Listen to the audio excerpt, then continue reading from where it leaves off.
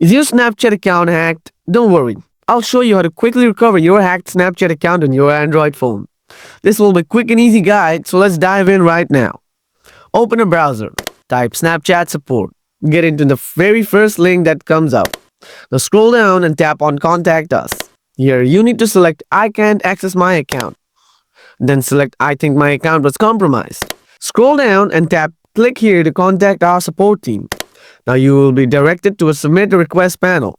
Here type your Snapchat username, then the email that you used to create that account.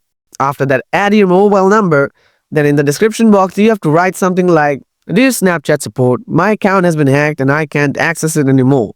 I don't have any way to get it back to my account, so please help me recover it." After writing this, tap on submit. Snapchat support will contact you in the 48 to 72 hours and hopefully you will get your account back.